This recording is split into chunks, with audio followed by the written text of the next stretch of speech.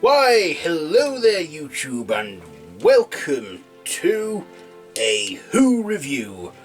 I am Davros and I'm a Whovian, and as you can see from this sonic screwdriver, I am reviewing Doctor Who, the husband of River Song.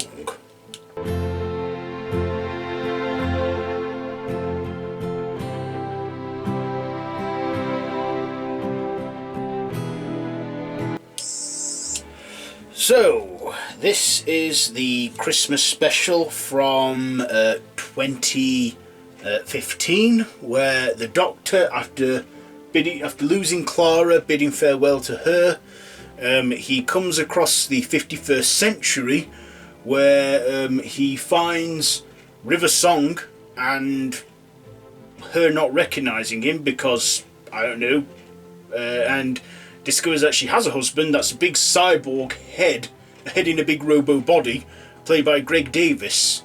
We also get the introduction of Nardal, who becomes the Doctor's regular companion in Series 10, and he gets his head chopped off, but then for some reason in Series 10 the Doctor fixes that problem and he's got his head back on his body. But yeah, the Doctor is having a whale of a time with River, and for a while the Doctor decides, because she doesn't recognise him, and he goes into the TARDIS, he decides, oh, I want to play the companion for a bit. But yeah, along the way have a crazy Christmassy adventure before ending it by a romantic meal on the balcony of a restaurant in the far future with two big towers singing at the end. And just like what River Song said in the Forest of the Dead with the 10th Doctor, the last time she saw him was in that place at that time, and he cried and had a different haircut. So it took about 7 years, but we got there. We got there to that bit, and yeah, that was the conclusion to the River Song storyline in this. So let's get to my likes and dislikes about this episode. First of all, the likes. I like Peter Capaldi as always. He was great as the Doctor, and at the end we finally see him give her this screwdriver as a present, Christmas present. So he did give it to her. Yeah, I love the performance Capaldi gave. I love the performance Alex Kingston gave as well as River, and I also liked Matt Lucas as Nardal. He was some comic relief in there, and I'm actually glad they did bring him back the following year. I also liked Greg Davis in this. Greg Davis, of course, has become like a big comedy star throughout this decade, starting with the In-Betweeners, then getting his own sitcom on Channel 4, and becoming a big comedic actor and comedian. So yeah, it was great. I was like, oh, Greg Davis is in this. And I thought, oh, it's so great to see him, and I actually enjoyed his role in this too. I also like the obstacles they went on with, crazy Christmassy stuff, and how the Doctor thought, because River doesn't know it's him, he thought he'd have fun with that for a while. But of course, River, she obviously thought the Doctor had used all his regenerations because, a few Christmases before, he was at the end of his cycle and got new lives.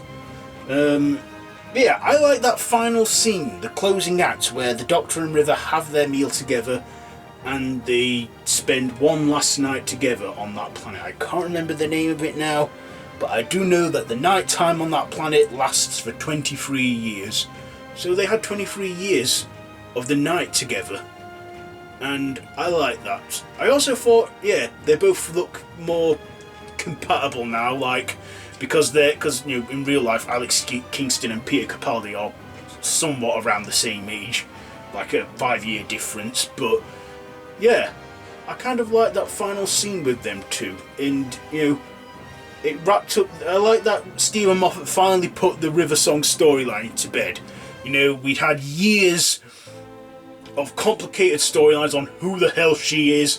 We find out who she is, but then that whole hint of them being together for the final time in a Doctor Who short on the DVD extras of Series 6, the 11th Doctor meets the 11th Doctor from the future, and you know, they have that moment together. But because they never made it to screen, it was only a DVD extra, I guess they kind of scrapped that and went with Peter Capaldi and that. This was the only River Song story during Peter Capaldi's tenure as the Doctor. My dislikes. Yeah, there were a few complicated stuffs going on in there, like, you know, like the lack of action, not really a main villain in there, you know, but like I say, it's worked for Doctor Who before, and I think it did for this. I like that about the Capaldi Christmas specials. There weren't really a real big, major villain wanting to destroy Christmas. You know, it was just, yeah, like I say, like Last Christmas, and, you know, yeah. So yeah, yeah, I guess there weren't a lot of action in there, but it was definitely a decent Christmas special. In fact, it was a lot better than what we had in the series before, Series 9. I will admit, Series 9 wasn't the best series, but this Christmas special I did actually enjoy watching, and I did watch it Christmas Day.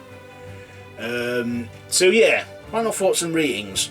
Doctor Who, The Husband of River Song, is an enjoyable Christmas special. Yeah, I'd say check it out, and yeah, wraps up the whole River Song story. So yeah, so the effects for this, do you know what, I'm giving the effects for this, the visuals, a 5, I'm giving the acting a 5, and I'm giving the story, I think I'll give the story a 4 for this. So yeah, my last ever Who review of 2019 and the decade even. So yeah, 2020, we're going to have a lot of crazy stuff going on in that year. Plus, this old channel of mine is wearing a bit thin. I think a regeneration is due for it. So yes. Plus we got, you know, all new Doctor Who Series 12 on New Year's Day.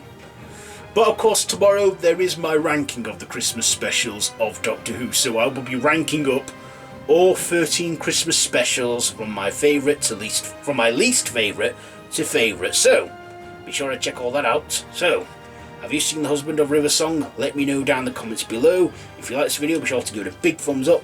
Don't forget to share with your friends. Don't forget to subscribe to my channel if you haven't already, and to hit that notification bell. All of my social media links are down below in the description, so be sure to check all that out. And yeah, until next time,